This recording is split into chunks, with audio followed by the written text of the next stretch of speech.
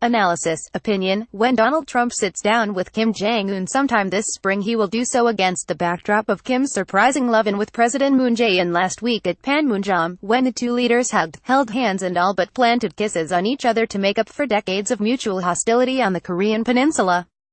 Those were the years when the Kim dynasty in North Korea ruled a succession of U.S.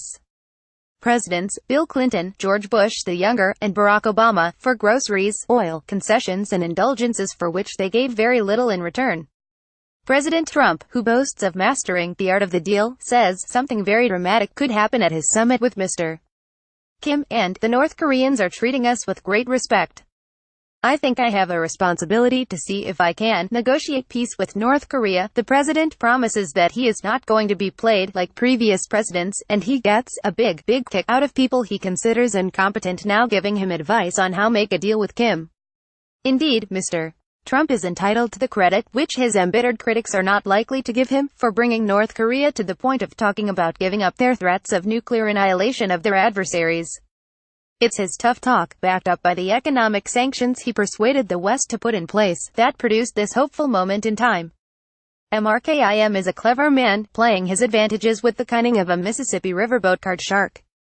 We will work towards preventing another horrible war, he said at Panmunjom on signing a joint declaration with Seoul last week. With one language, on culture and one history, North and South Korea will be joined as one nation. Emotion is a strong driver to action. The Seoul government says 57,920 of its citizens have family members in the North, and 8 of 10 are over 70 years old, and these families have a natural yearning to a final reunion. President Moon recalled accompanying his mother to North Korea for reunion with her sister 14 years ago, and the powerful appeal of reunion can move public sentiment toward reunification. But sentiment does not drive governments. Mike Pompeo, the new Secretary of State, understands that. The economic pressure that has been put in place by this global effort that President Trump has led Mr. Kim to believe that it is in his best interests to come to the table and talk about reunification, he says. The pressure will remain in place, because it must. There is a lot of history here. Promises have been made and hopes have been dashed. The president seems to understand that, too. He said earlier last week that he would respectfully walk away from the summit rather than make a bad deal. He must be carefully prepared for the summit, but not listen too much to incompetents who try to give him too much advice. He can trust his own instincts more. The historian William Taubman recalls how the wise men prepared Ronald Reagan for his first summit with Mikhail Gorbachev.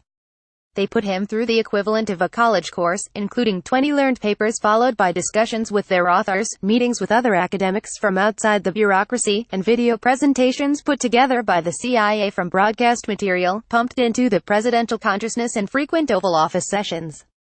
But it was the Gippers' willingness to walk away from a bad deal at a later summit in Iceland that persuaded the Russians that the old game was over, and the agreement they reached eventually led to the end of the Cold War on American terms.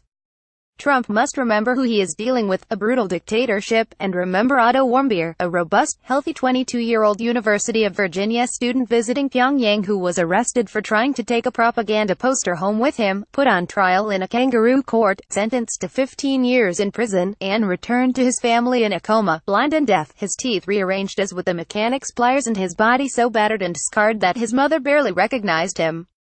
The Trump-Kim summit may well be an opportunity to give peace a chance, but deep skepticism and caution must be the order of the day.